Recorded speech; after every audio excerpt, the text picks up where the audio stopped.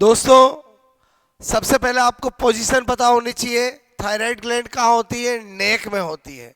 ये अंग्रेजी के एच शेप बोलो होती है अक्सर के। इसमें दो लोब होते हैं, ठीक है, टू लोब से मिलकर बनी होती है और उत्पत्ति में एंडोडर्मल होती है। आपको एस शेप नजर आ रहा होगा, ये दोनों लोब है। इसके बीच का जो पार्ट होता है इसको स्टेमस कहते हैं, जो कि नॉन ग्लैंडुलर पार्ट, अग्रंथिल भाग होता है। इसी के साथ आपको पता होना चाहिए थायराइड ग्लैंड के दोनों लोब पर दो पेयर के रूप में पार्श्व सतह पर पैराथायराइड ग्लैंड ग्रंथियां, ठीक है, लगी होती है। ओके, तो सबसे पहले पोजीशन क्लियर हो गई। अब क्या होता है कि अपने को इसकी इंटरनल स्ट्रक्चर पता होनी चाहिए ताकि हम सारा फंडा क्लियर कर सके। यार ये T3 T4 क्या है, थायरोक्सिन क्या है। ओके, उसके लिए यहाँ पर मैंने इंटरनल स्ट्रक्चर बताई है। जब हम थायराइड ग्लैंड का ट्रांसवर्स सेक्शन कट करते हैं तो हमें माइक्रोस्कोप में इस तरह की स्ट्रक्चर नज़र आती है, जिसमें ये जितने भी हैं इनको बोलते हैं वेसिकल्स ऑफ थायराइड, यानी थायराइड, ठीक है, की पुट्टी का है। फॉलिकल्स कह सकते हैं, वेसिकल्स कह सकते हैं। और इनके अंदर ये जो आपको नजर आ रही है, जो सब में होती है, मैंने एक में बताई है, ग्लैंडुलर क्यूबॉइडल एपिथेलियम, ग्रंथिल घनाकार उपकला आपको नजर आ रही है। ये ग्रंथिल घनाकार उपकला नजर आ रही है। इन ग्रंथिल घनाकार उपकला के द्वारा थायरोग्लोबुलिन या थायरोनिन बोलो हार्मोन का स्राव किया जाता है। हार्मोन का स्राव किया जाता है जो कि इनएक्टिव, निष्क्रिय रूप में होता है। क्लियर? और जब यही थायरोग्लोबुलिन बाहर आता है, ये जो चारों तरफ आपको स्ट्रोमा नजर आ रहा है जिसमें आयोडीन रिच होता है, उसमें जब क्रिया करता है तो वो T1 T2 T3 T4 में बदलता है। ओके, फिर इन बोलो फॉलिकल्स वेसिकल्स के बीच में जो अंतराल स्थान है, यहाँ पर आपको ये बोलो पैराफोलिकुलर सेल्स नजर आ रही होगी। पैराफोलिकुलर सेल्स, जिनको हम सी सेल्स, क्लियर सेल्स भी कहते हैं, जो कैल्सीटोनिन हार्मोन को स्रावित करती है। और ये कैल्सीटोनिन हार्मोन ब्लड में कैल्शियम लेवल को डिक्रीज करने का कार्य करता है।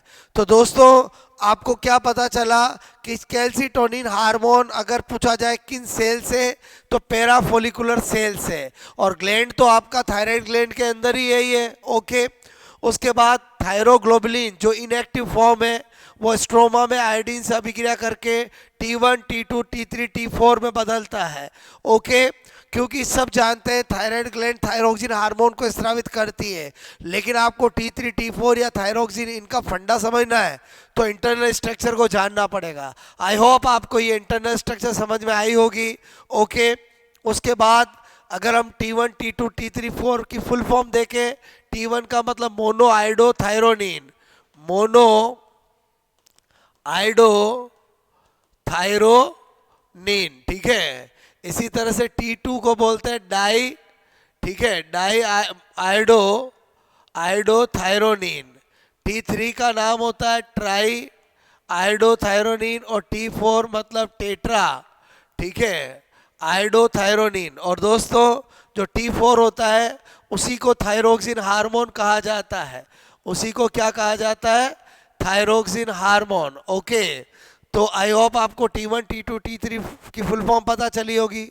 सबसे इंपॉर्टेंट चीज कि most stable form in blood, रक्त में सर्वाधिक स्थायी रूप जो होता है वो T4 का होता है, यानी थायरोक्सिन हार्मोन का होता है। मॉस एक्टिव बोलो फॉर्म ऑफ टिश्यू, उत्तक में सर्वाधिक स्थायी बोलो सक्रिय रूप जो होता है वो T3 का होता है। ये दोनों अक्सर एग्जाम में पूछे जाते हैं। तो हमें क्या पता चला कि फाइनली ब्लड में जो आपका हार्मोन सर्कुलेट होगा वो T4 यानी थायरोक्सिन होगा। इसीलिए हम अगर हमें जब भी पूछा जाता है कि थायराइड ग्लैंड का कौन सा हार्मोन होता है तो हम थायरोक्सिन का नाम लेते हैं और थायरोक्सिन के कार्य ध्यान रखते हैं। तो थायरोक्सिन के वर्क देखें तो पहला, थायरोक्सिन बहुत ज़्यादा इंपॉर्टेंट कार्य करता है। पहला है बॉडी की BMR, बीएमआर मतलब बेसिक मेटाबॉलिज्म रेट, आधार उपापचय क्रियाओं को इंक्रीज करता है। दूसरा कार्य ये बॉडी में एटीपी के प्रोडक्शन को इंक्रीज करता है। क्लियर? बीएमआर बढ़ाएगा तो एटीपी का प्रोडक्शन ज़्यादा होगा क्योंकि सारी बायोलॉजिकल प्रोसेस फास्ट होंगे, और बॉडी टेम्परेचर को भी इंक्रीज करता है। फैट का विघटन करवाता है, very very important. Thyroid gland का थायरोक्सिन हार्मोन वसा का क्या करता है? डिग्रेडेशन कराता है।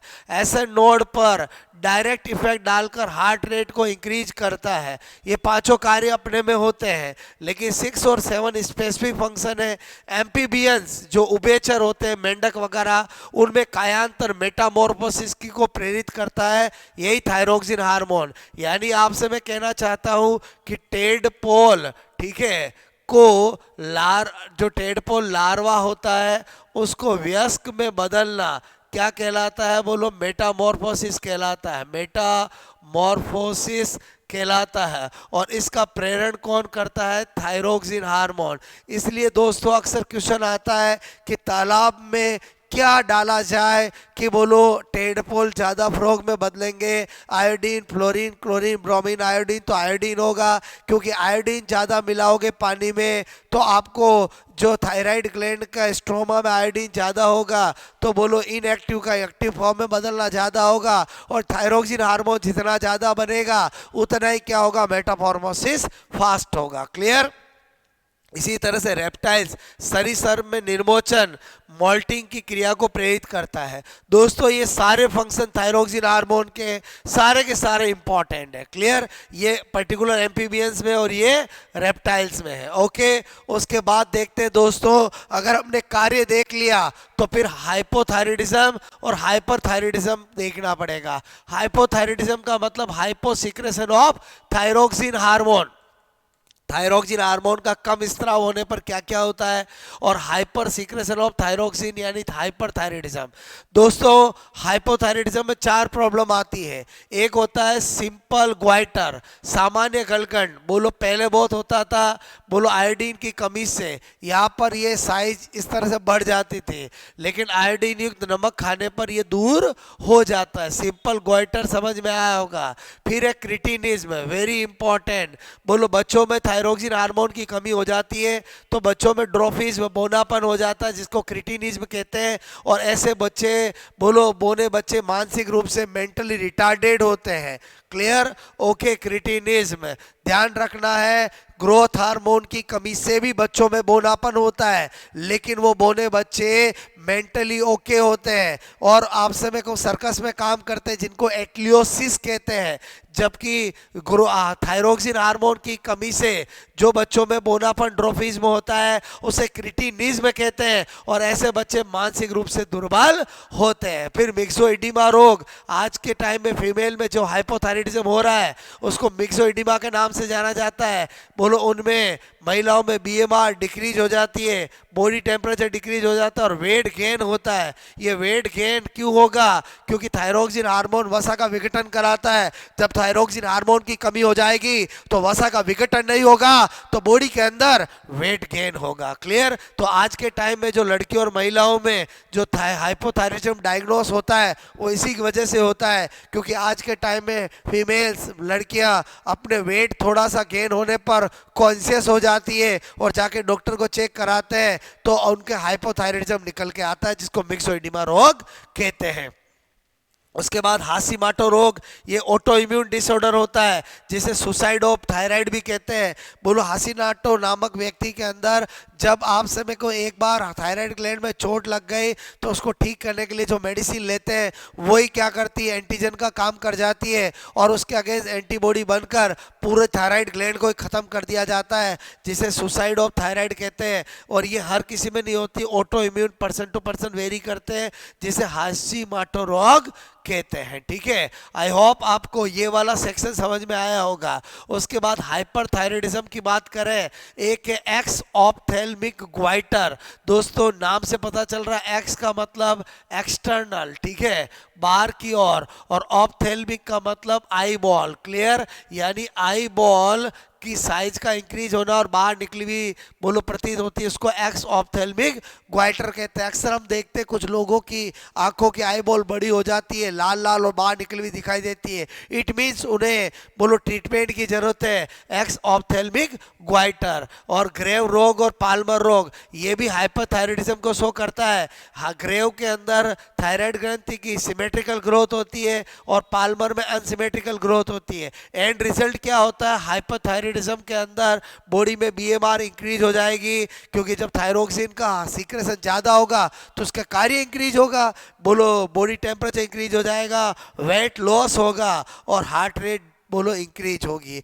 इसका मतलब हुआ कि हाइपोथायराइडिज्म से वेट गेन होता है और हाइपरथायराइडिज्म से वेट लॉस होता है। क्लियर? तो आपसे मैं करूं दोस्तों, इस तरह से मैंने आपको बहुत ही कंप्रेस फॉर्म में बोलो शॉर्ट फॉर्म में पूरी थायराइड ग्लैंड की A to Z इंफॉर्मेशन देने की कोशिश की है। आई होप आपको लेक्चर जरूर पसंद आया होगा। और आपसे मैं कहना चाह रहा हूं कि इसी तरह से स्मार्ट तरीके से अगर बायोलॉजी को पढ़ा जाए तो बायोलॉजी बहुत इजी हो जाती है। Okay, best of luck. इसी तरह से पढ़ते रहे और मस्त रहे और जो गोल लाइफ में आपने बनाया है उसको जरूर प्राप्त करें। क्लियर? Best of luck.